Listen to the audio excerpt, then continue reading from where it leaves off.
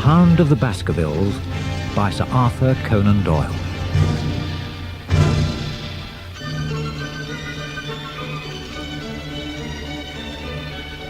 My friend Sherlock Holmes was involved in some very unusual cases of detection, but never one as strange as that I am about to tell. It began ordinarily enough one morning in late September 1890 at his London flat in Baker Street. Holmes had in his hand a faded yellow document of some age, for it was dated Baskerville Hall, 1742. He told me that it had been left for him to look at by a James Mortimer. "Like you, Watson," said Holmes. "He is a doctor, and he is calling on me in person later this morning." The faded parchment told of the curse on the Baskerville family and how it had begun.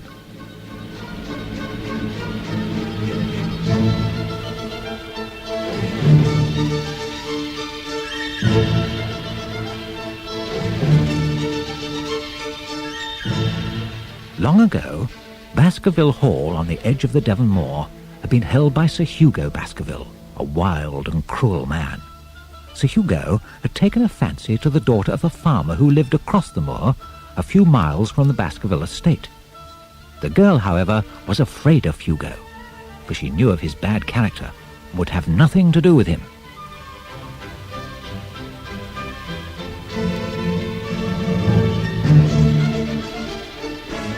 One bleak afternoon, when the girl's father and brothers were away from their farm, Hugo and some of his friends kidnapped her. They took her to Baskerville Hall and locked her in an upstairs room. During the evening, the sounds of singing and shouting from Hugo and his drunken companions in the hall below terrified her. She opened the window, climbed down the ivy on the stone wall, and started to run across the moonlit moor towards her home. When Hugo found she had escaped, he was filled with rage. He shouted that he would give his body and soul to the powers of evil if he could recapture the maid. But his drunken followers shrank from him in horror. Hugo rushed to the stables, set loose his pack of hounds, mounted his horse, and galloped wildly after the girl. After a time, his friends found their courage once more. Several of them fetched their horses and rode after Hugo, hoping that they would be in time to save the girl.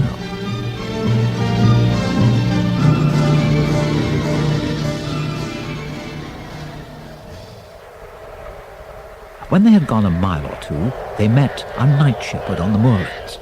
The man was almost too shocked to speak, but he told them, "Hugo Baskerville passed me on his mare, and behind him ran an enormous black hound of hell."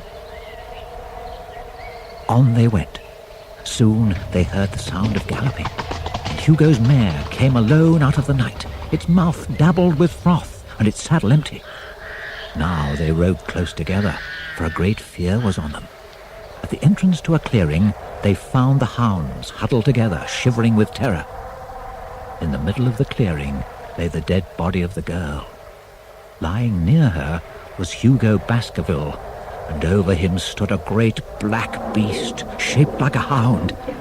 As the horseman watched, it tore the throat out of its victim, then turned its blazing eyes and dripping jaws on them. They turned and fled, shrieking across the moor. Ever since that night, the Baskerville curse has passed from father to son.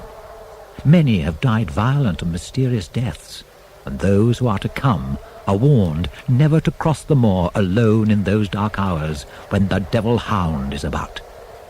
Here the document ended. When Dr. Mortimer arrived, Holmes gave him back the manuscript and said that he did not concern himself with fairy tales. Be patient, Mr. Holmes, replied Mortimer. It is important that you know the contents of the document before I tell you the details of the death of the last of the Baskervilles, my friend Sir Charles, just 3 months ago. He went on to tell us that Sir Charles' behaviour in the weeks before his death had been very odd. Sir Charles was convinced that the curse of the hound was upon him. He dared not go out on the moor at night. Often he had asked Mortimer whether he had seen any strange creatures or heard the baying of a hound. Mortimer felt that in addition to his heart trouble, Sir Charles was straining his nervous system to breaking point. He had also become a man of habit. Every night he walked from Baskerville Hall along the gravel drive to the moor gate, but he would never go any further.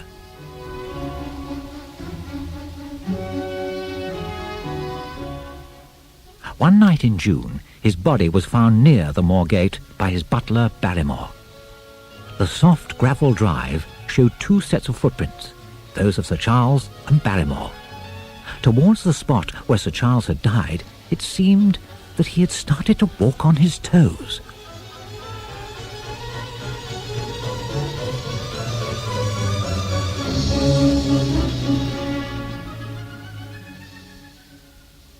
I was sent for, Continued Dr. Mortimer. I examined the body. It had no physical injuries on it, but the face was twisted with terror. He had died from heart failure. Barrymore told me that there were no marks on the ground around the body, but I saw some about 20 yards away on the grass, before they were destroyed by the steady rain. Holmes looked at Mortimer with a hard glitter of interest in his eyes. Were they footprints? Yes. A man's or a woman's? Dr. Mortimer looked at us in a curious way, and his voice sank to a whisper as he answered, Mr. Holmes, they were the footprints of a gigantic hound. At these words a shudder went through me. Holmes looked at him. What exactly have you come to see me about, Dr. Mortimer? I want you to advise me. In 1 hour, Sir Henry Baskerville arrives in London from Canada. He is the son of Sir Charles' younger brother and the last of the Baskervilles. Dr. Mortimer added that the only other Baskerville, Roger, had died in Brazil of yellow fever some years before. Roger was descended from Sir Hugo of the legend. In your opinion, Mr. Holmes, is Dartmoor a safe place for a Baskerville? We want Sir Henry to live among us and carry on the good work his uncle, Sir Charles, did for the poor of the district. My advice is to meet Sir Henry and bring him to see me this afternoon. Just one more question. Several people saw a hound on the moor before Sir Charles' death, but have any seen it since? No, Mr. Holmes.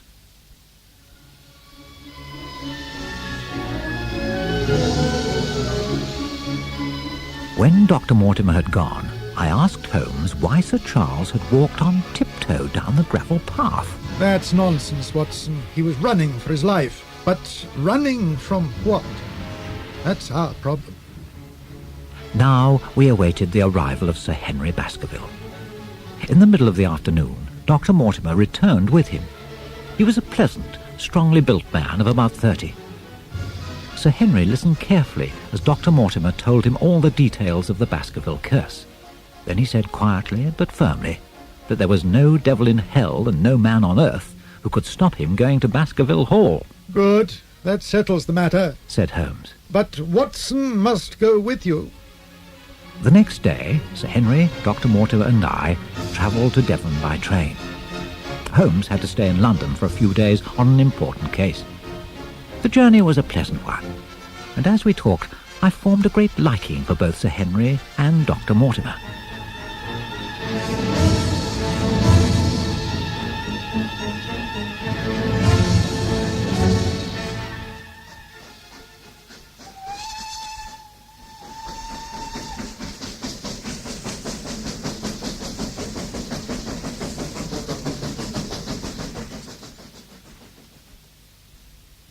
When we reached the small village station in Devon, an open carriage pulled by 2 horses awaited us.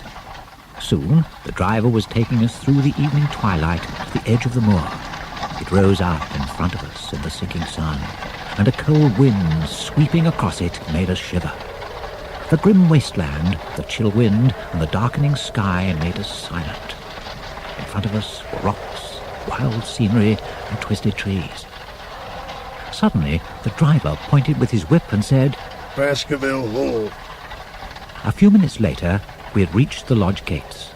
We passed into a private road bordered by trees, with Baskerville Hall glimmering like a ghost at the other end. The butler, Barrymore, stepped from the porch to welcome us. Then the driver went on to take Dr. Mortimer home. Inside, the house was a place of shadow and gloom. It isn't very cheerful, said Sir Henry. We had a meal, and then went straight to bed. When I looked out from my bedroom window over the moor, it seemed cold, grey and unfriendly. In the deathly silence of the old house, I lay for some time before sleep came.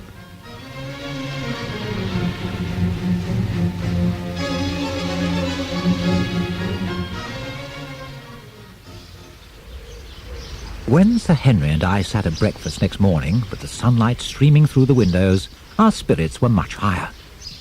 After breakfast, Sir Henry had some business to attend to, so I took a walk along the edge of the moor. I'd gone 2 or 3 miles when someone called my name. It was a man, between 30 and 40, and he was carrying a butterfly net and a tin specimen box. He introduced himself as Jack Stapleton. His friend, Dr. Mortimer, had told him about me. "I love the moor," he said, "but I've only lived here for 2 years." As he spoke, a dreadful cry of agony echoed across the moor. It turned me cold with horror. Stapleton's nerves seemed stronger than mine, for he said calmly, "It's a moor pony caught in the Grimpen Marsh." I looked into the distance and saw the pony being gradually sucked down. Its neck rolled and twitched for some time as it slowly disappeared. "It's a bad place, the Grimpen Marsh," said Stapleton quietly. "I know my way through it, to where the rare butterflies are. Take my advice and keep away from it." Nothing moved, apart from 2 ravens on a rock behind us. Then a very long moaning sound swept the moor and died away. "Good God," I said. "What was that?" Stapleton looked at me with a strange expression. "They say it is the Hound of the Baskervilles calling for its prey. I've heard it before, but never so loud." I looked around with a chill of fear in my heart. Stapleton seemed unmoved, and after saying that he would like to meet Sir Henry, he walked off towards the old farmhouse where he lived.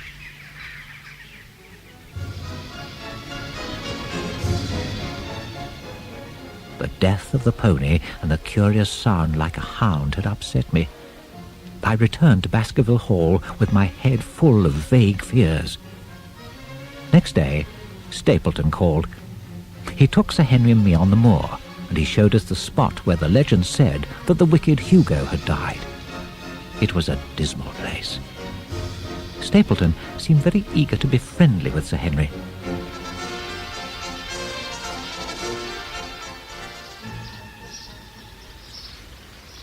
On the following day, Sir Henry and I walked to the nearby village of Grimpen. We stayed at Dr. Mortimer's house for some time talking, and it was twilight before we started home along the moor path. As darkness fell, Sir Henry said, jokingly, that the legend warned all Baskervilles never to cross the moor at night. As if in answer to his words, there arose out of the gloom that same strange cry I had heard with Stapleton. Good heavens, Watson, that was a hound. From the break in his voice, I could tell he was frightened. It's one thing to laugh about it in London, Watson, and another to stand out here in the darkness of the moor and hear that cry. I feel very cold. Am I really in danger?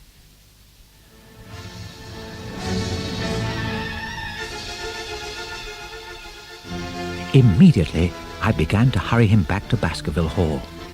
As we walked, I glanced upwards. Some distance away was a large rock, and standing on it, outlined in black against the sky, was the figure of a man watching us. With a cry of surprise, I pointed him out to Sir Henry. In the moment it took for Sir Henry to turn his head, the man had disappeared. But I was not mistaken. I had seen him, and I was soon to have proof of this from Barrymore. When we reached Baskerville Hall, I found Barrymore waiting for me. He said that a man was hiding on the moor, living in one of the empty stone cottages. I asked him how he knew that, and he replied that one of the village boys went daily to the stranger taking food. Barrymore was upset. He said that the moor was frightening enough without a stranger hiding and watching at night. It seemed that Barrymore and I were both thinking along the same lines. Had the stranger anything to do with the hound? We were both worried for Sir Henry's safety.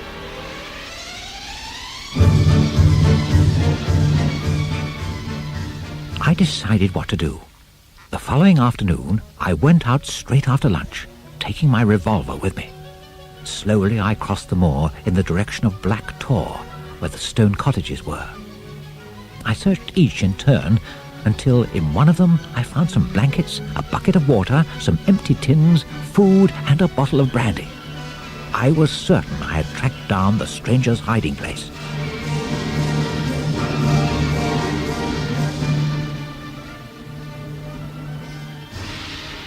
It was mid-afternoon. I sat down to wait with my revolver handy. About an hour had passed when I heard someone coming. I got into the darkest corner and held the pistol ready with my finger on the trigger. Whoever it was stopped outside the open doorway. There was a long pause. Then a voice said, "Why don't you come outside, Watson? It's a beautiful evening." For a moment I was hardly able to believe my ears. "Holmes!" I cried. "Come out!" he said. "And be careful with that pistol." I was overjoyed to see him. He told me he had wanted everyone, including myself, to think he was in London. In fact, he had followed us to Devon by the train after hours. Then he had gone into hiding on the moor, so that he could watch and wait. Holmes questioned me about where I had been, what I had done, and who I had met. He listened carefully, and when I mentioned Stapleton, Holmes said that he was not the harmless person he pretended to be. "What do you mean?" I asked. "Behind that smiling, friendly face, he is calmly plotting murder," said Holmes. "Cold-blooded and deliberate murder. I can't explain the details now. My plans are closing in on him just as his are on Sir Henry. The only danger is that he will strike first. In a day or so, my case against him will be complete." He said there was now no longer any need for him to remain in hiding, and we went back together to Baskerville Hall.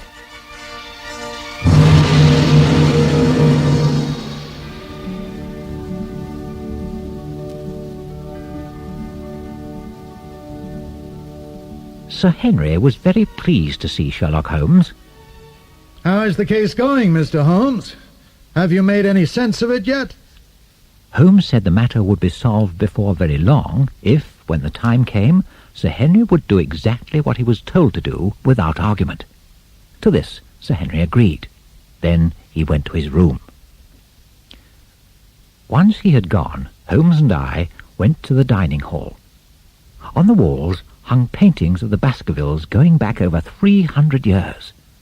Holmes moved from painting to painting, looking very carefully at each in turn. Then he went back and held a lamp to one in particular, studying it closely. It was a portrait of a man in black velvet and lace, the wicked Sir Hugo who had started it all. "Look at it, Watson." I did so. I noticed the thin-lipped mouth, the cold eye, and the stern expression. "Now look again," said Holmes. He stood on a chair and put his hand over the broad hat and the curling hair, so that only the face was visible. I started. "It looks like Stapleton," I said. Holmes laughed. "Yes. Stapleton must have Baskerville blood in him. Now we can guess why he is an enemy to Sir Henry. Never mind, tomorrow night I shall trap him. Not a word of this to Sir Henry."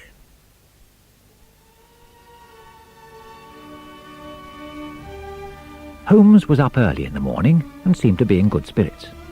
Sir Henry had been invited to visit Stapleton that evening.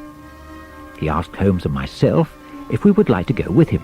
"I'm afraid not," said Holmes. "You will have to go alone, as Watson and I must be in London on important business." This was news to me, but I said nothing. Sir Henry looked disappointed. "I would like to go to London with you."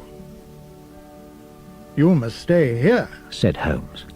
"Remember, you promised to carry out all my instructions without question. I want you to go to your friend Stapleton's tonight as planned. Afterwards, you are to walk home by the path across the moor. Tell Stapleton you intend to do this." "And that's the very thing you've told me never to do," replied Sir Henry. trust me, insisted Holmes. this time you may do it with safety. It will take great courage.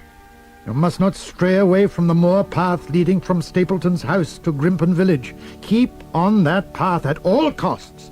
I was as puzzled by all this as was Sir Henry, but I kept quiet.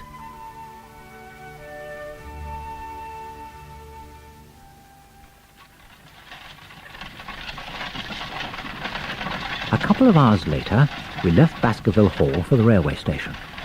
At the platform, Holmes dismissed the carriage driver. When the driver was out of sight, he told me we were not going anywhere. Part of his plan was to let Stapleton believe we were in London, so that he would then feel safe to attack Sir Henry. This was exactly what Holmes wanted him to do. I was not completely surprised. Sherlock Holmes rarely told his full plans to anyone, including myself.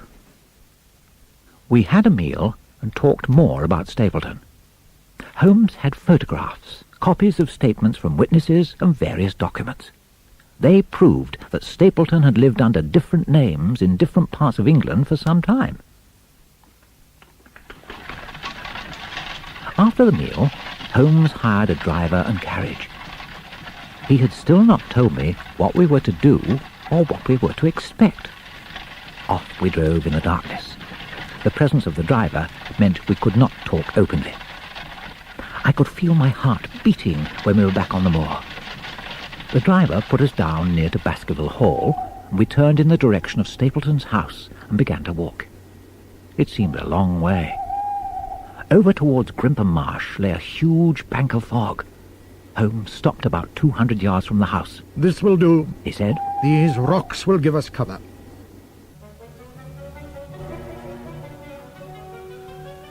We got into a hollow behind the rocks, but although we could see the house, we were too far away to see what was happening inside. After some minutes, Holmes asked me to creep forward to see what Sir Henry and Stapleton were doing, and I tiptoed to the low orchard wall. At one place, I could see through the uncurtained window into the room where they were dining. Stapleton was talking. Sir Henry looked pale. Perhaps the thought of that lonely walk back across the moor was on his mind. As I watched, Stapleton left the room. He came outside and went into an outhouse. I heard a curious scuffling noise. Then, after a minute or so, he came out, locked the door, and returned to Sir Henry. I crept back and reported to Holmes what I had seen. By this time, the bank of fog over Grimpen Marsh had begun drifting in our direction. This is serious, Watson. It's moving towards us. Sir Henry must leave before the fog reaches the path. His life depends on it. It can't be long now. It's already after 10. Every minute we waited, the fog drifted closer. The first thin wisps had reached the farthest wall of Stapleton's orchard. Slowly it crept around the trees. If he doesn't come soon, we shall lose him, said Holmes. We must move back a little onto higher ground. Still the fog swept slowly on. Holmes knelt down and put his ear to the ground. I think I can hear him coming. Then I heard him too. We crouched down among the rocks, staring hard into the fog as the footsteps grew louder. Sir Henry came out of the fog, walking swiftly. He passed us. Every now and then he looked behind him, like a frightened man. Watson! Cried Holmes. It's coming!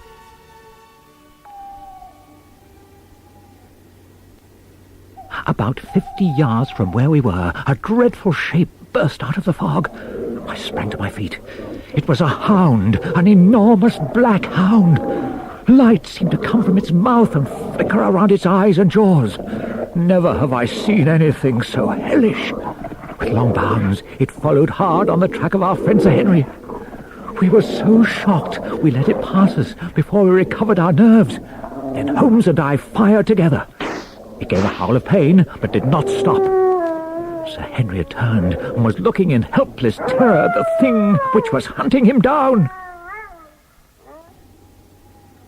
But the cry of pain from the hound had told us that it was a living thing and not a ghost dog. Holmes ran after the hound. We heard the screams of Sir Henry. The beast had hurled him to the ground and was about to attack his throat. Holmes put 5 shots from his revolver into the creature. It rolled over onto its back, pawed the air, and then fell still.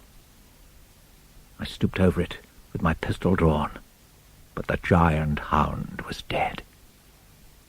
Sir Henry had fainted. His eyelids quivered. I gave him some brandy from my flask. My God, he whispered. What was it?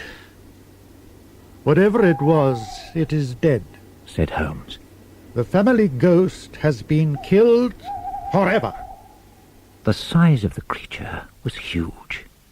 It was neither pure bloodhound nor pure mastiff, but a mixture of the two, and as large as a small lioness. The head and jaws seemed to glow with a bluish light. I put my hand on its head, and as I lifted my fingers, they too gleamed blue in the darkness. Phosphorus, I said. A clever preparation of it, replied Holmes. We knew that the sounds of the shots must have warned Stapleton that the game was up. The three of us went to his house and searched it room by room, but our quarry had gone. Holmes had planned well, for Stapleton's only escape route was through Grimpen Marsh. Since it would have been useless to try to find him in the fog, we returned to Baskerville Hall. On the way, Sherlock Holmes told Sir Henry how Stapleton had plotted to kill him. On the morning after the death of the Hound, the fog lifted, and Dr. Mortimer guided us to a pathway through Grimpen Marsh. The rotting reeds and slimy water plants gave off a smell of decay, and several times we sank thigh-deep into the quivering mud. We saw traces that someone had passed that way before us. Further on, we found Stapleton's hat, lost by him the night before in his flight through the fog. That was the last sign we saw of him. If the earth told a true story, somewhere in the heart of Grimpen Marsh, sucked down in the foul slime, Stapleton was buried forever.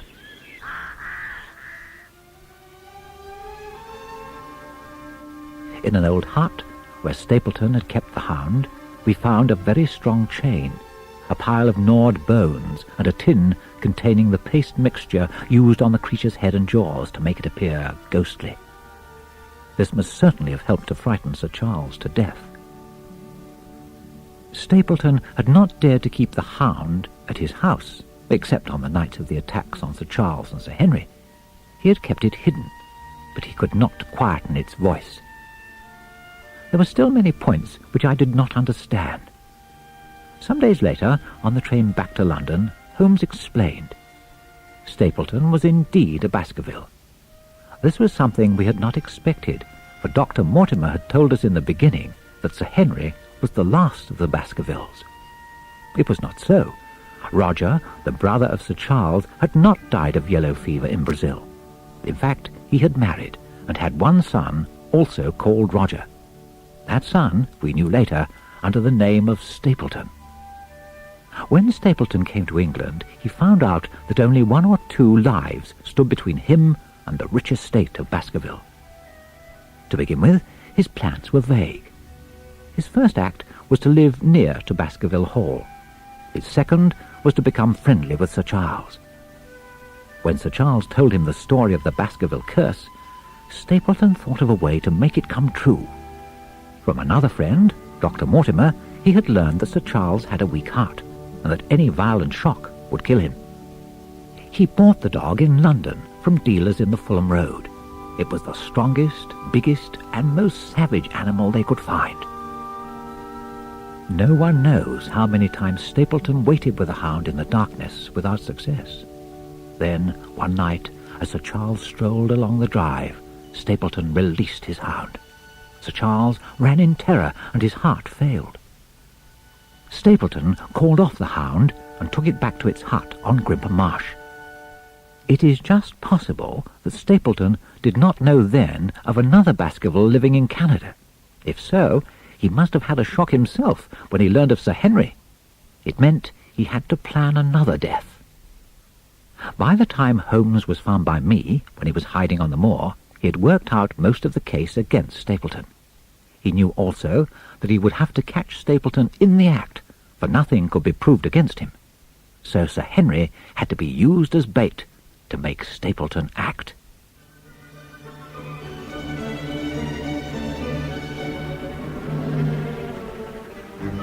One thing still puzzled me.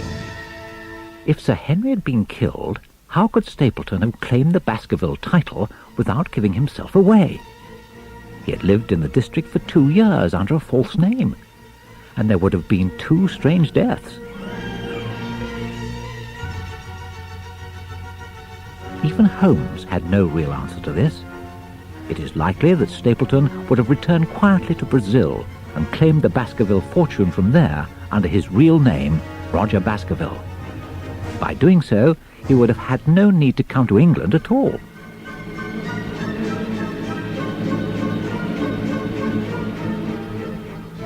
Only one thing is certain: that cruel and evil man would have tried to find a way.